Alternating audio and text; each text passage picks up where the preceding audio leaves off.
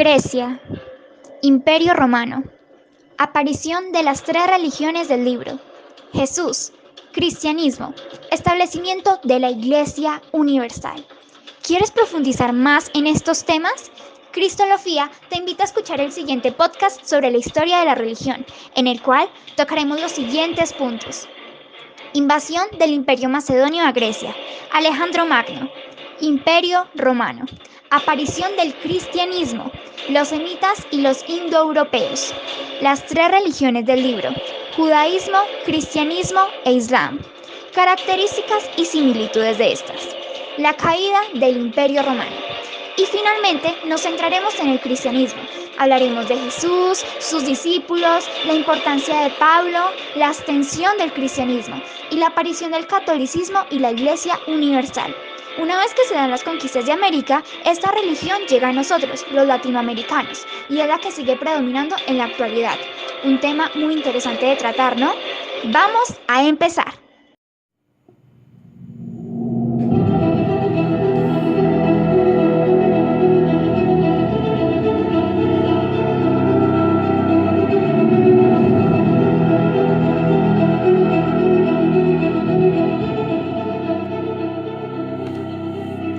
Cristología en Historia de la Religión.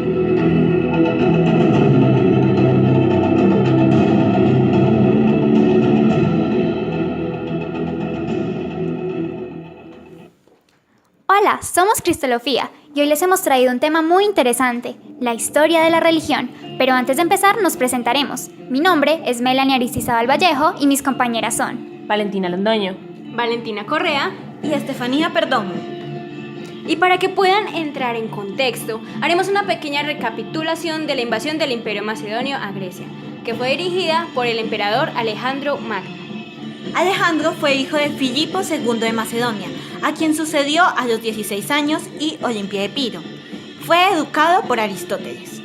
gracias al gran ejército con el que contaba y su buena educación, invadió todo el mundo conocido.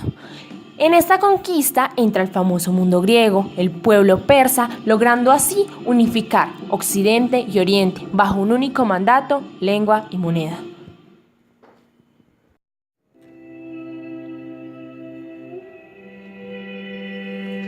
Después de caer bajo el dominio del Imperio Macedonio, los miembros de la antigua y esplendorosa Grecia no solo pierden su autonomía económica y política, Pierden su valía, provocando que el pueblo griego se adentrara en una época de decadencia y depresión, ya que para ellos esto era lo más importante. Después de la muerte de Alejandro, en el 323 después de Cristo, el Imperio Macedonio cae y sobre sus cenizas nace el Imperio Romano. Este imperio se caracterizó por ser ecléctico, ya que tomaba las características que le parecían atractivas de otras civilizaciones que invadía. Un ejemplo de esto es que nunca pudo desarrollar una filosofía propia. En medio de esta situación, los griegos fundan lo que conocemos en la actualidad como las escuelas helénicas, que surgen de esa decepción que sienten por sí mismos. Así, los griegos se convierten en los profesores de los hijos de la clase alta del imperio. Durante esta época solo existieron dos clases sociales, los patricios, la hay y los plebeyos, que eran la mayor parte de la población, lo que causó una desigualdad que le abrió las puertas al cristianismo en todo el imperio, ya que las clases bajas se sentían identificadas con el mensaje de Jesús y empezaron a convertirse a esa religión. Claro, imagínense que a un esclavo le dijeran que su Dios lo quería. Estas dos culturas que se encontraron, que fueron la grecorromana y la cristiana, provienen de dos antiguas civilizaciones, que son los indoeuropeos y los semitas. ¿Lo recuerdan? Así, los primeros fueron los países y culturas que hablaban lenguas indoeuropeas y son el origen de la filosofía griega, el hinduismo y el budismo. Sí, además hay que recordar que eran politeístas, creaban esculturas y mitos sobre sus dioses y lograban la unidad con Dios por medio de la meditación. Algo muy interesante es que solían estudiar la naturaleza y el cosmos. Además, les gustaba predecir el futuro, querían intentarlo, buscaban todas las maneras de hacerlo. Además, creían en la transmigración de las almas. Por otro lado, tenemos a los semitas, los cuales son la base de las tres religiones del libro, el judaísmo, el islam y el cristianismo. Sí, y en contraposición con los indoeuropeos, estos eran monoteístas, lograban la unidad con Dios por medio de las oraciones y la lectura de las escrituras, y además su objetivo era salvarse del pecado. Un aspecto importante es que los indoeuropeos tenían una visión cíclica de la historia. Por otra parte, los semitas tenían una visión lineal de esta y se preocupaban por escribirla, ya que la historia hacía parte de las Sagradas Escrituras.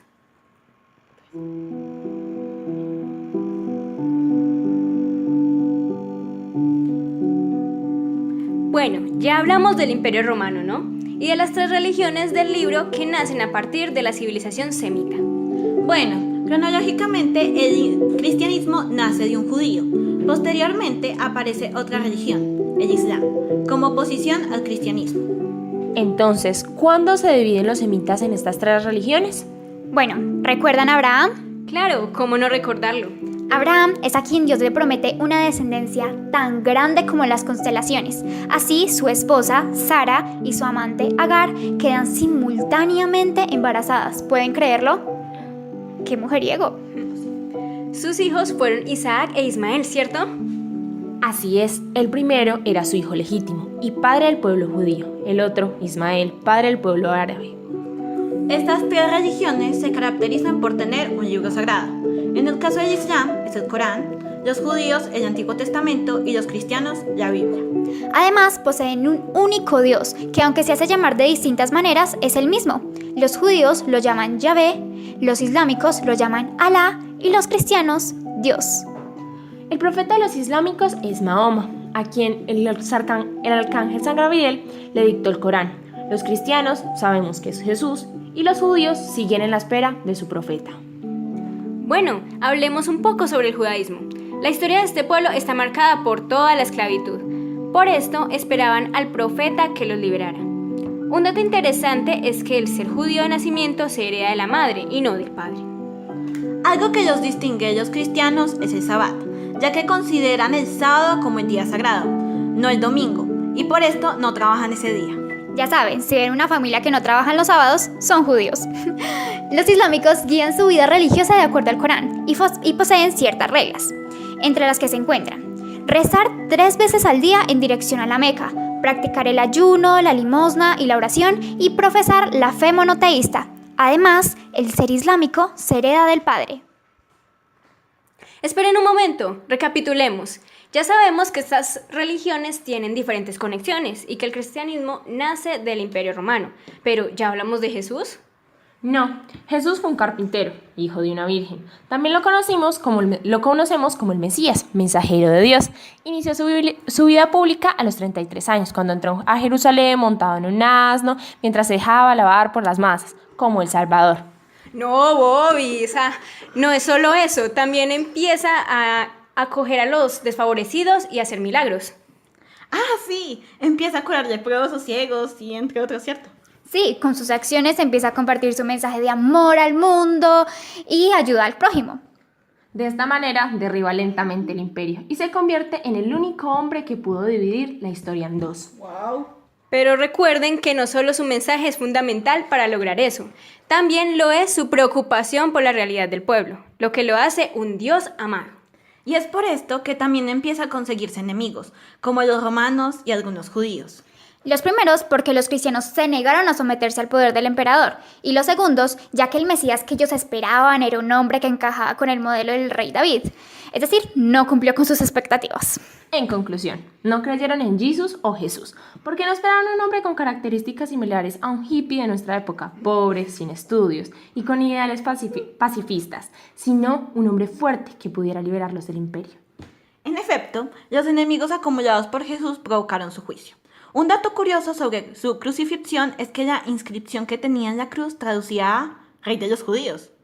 Posterior a su crucifixión, los discípulos de Jesús continuaron difundiendo su mensaje de amor, predicando el cristianismo, Causando así que Roma empezara a perseguirlos, ya que iban en contra de la religión establecida. Así surgieron los primeros mártires de la historia religiosa. Mucho más tarde. 3 siglos más tarde, Constantino, emperador de Roma, legalizó la religión y se consagró a esta en su lecho de muerte. Pero no podemos olvidar a Pablo, el único letrado de los 12 apóstoles del que también hablamos en nuestro ¿Sabías qué? Por medio de los Hechos de los Apóstoles, Pablo erigió los cimientos de la iglesia que conocemos en la actualidad, enviando cartas a diferentes comunidades cristianas para que siguieran predicando su mensaje, el mensaje de Jesús. De esta forma, Pablo contribuyó a la institucionalización de la iglesia. Bueno, después de que Constantino legaliza el cristianismo en el 313 después de Cristo, ¿no? Sí. Por medio del Edicto de Milán, cambia el símbolo ilegal ictus, similar a un pez, que representaba el cristianismo, por el símbolo que sigue vigente en la actualidad, la cruz. Bueno, ya hemos hablado sobre el Imperio Romano, el judaísmo y el cristianismo, pero una vez que cae el Imperio Romano, ¿este último toma fuerza? Venga, espere. Tenemos que saber primero cuál fue la caída del imperio, cuál fue la razón. ¿Alguna lo sabe? Yo primero. Teodosio, el último emperador de Roma, oficializa la religión cristiana en el 380 después de Cristo y antes de morir divide el imperio en Oriente y Occidente entre sus dos hijos, Arcadio y Honorio, en el año 395 después de Cristo. Así es. En el 476 después de Cristo cae el Imperio Romano de Occidente. Después, una constante oleada de invasiones bárbaras y además por la eficiente administración. No, vale, deficiente. Sí, deficiente, lo siento. Deficiente administración de Honorio, el hermano más joven, iniciando de esta manera la Edad Media. Se nota la poca experiencia que tenía. Pero antes de la legalización del cristianismo, ¿ya no habían aparecido los obispos? Sí, ellos aparecieron cuando los cristianos se distribuyen por Europa a lo largo de su persecución y son los supervisores de las distintas comunidades cristianas. Posteriormente, debido a la gran cantidad de seguidores de esta religión, es legalizada por Constantino. Cuando el imperio se divide, los obispos más importantes son el de Constantinopla y el de Roma, al que se llamó Papa y que en la actualidad todavía lo conocemos como tal. Con la caída del imperio, este hombre se convirtió en la máxima autoridad de Roma. ¿Y cuándo se divide entonces la iglesia? En el 1054 después de Cristo, debido a la decadencia que azota a Europa. Se generó el gran cisma entre Constantinopla y Roma, la división de la iglesia romana y ortodoxa. Bueno, más adelante se da la Contrarreforma, en el siglo XVI, cuando se le otorga más poder al Papa. Se crean nuevas iglesias y Europa se divide, causando así que los cristianos pasen a ser solo una pequeña fracción de Europa. Ah, finalmente los cristianos pasan a llamarse católicos, es decir, crean la Iglesia Universal. Así es.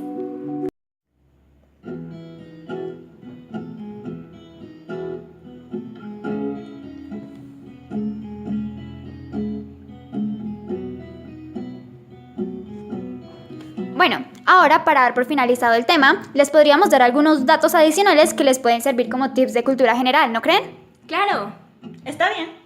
Sí, puede ser. Doña. ¿Qué puede ser? El primer tip. Voy, espere. Primero, todos sabemos que los islámicos tienen un profeta, Mahoma. De él sale la frase: si la montaña no va a Mahoma, Mahoma va a la montaña. Este hombre tuvo que esperar 20 años para que el arcángel San Gabriel se dedicara a leerle el Corán. Bueno, a dictárselo en realidad. Segundo, el cristianismo, el judaísmo y el islam comparten la idea de que existe un cielo, un infierno y un purgatorio. Tercero, los católicos son llamados judio-cristianos, ya que aceptan el Antiguo y el Nuevo Testamento en la Biblia. ¿Lo sabían? Interesante. Cuarto, todos conocen la famosa Biblioteca de Alejandría, ¿no? Claro. Bueno, la verdad es que Alejandro Magno, en cada territorio al que llegaba, fundaba una biblioteca o ciudad con su nombre. De ahí la existencia de todas las bibliotecas de Alejandría, ya que no solo existió una. Pinche prepotente. Quinto, Julio César fue fundamental para la formación del Imperio Romano durante su transición de república a imperio y fue el primer emperador.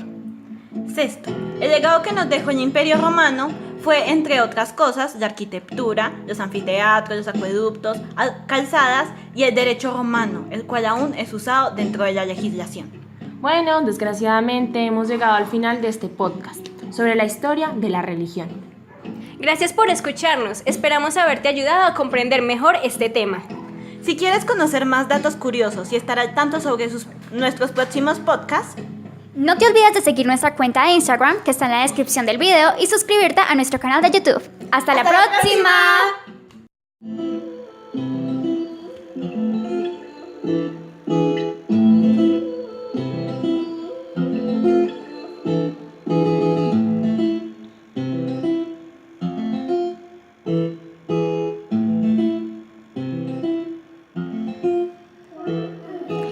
Locución, edición y dirección: Valentina Londoño, Estefanía Perdomo, Valentina Correa y Melanie Aristizábal Vallejo.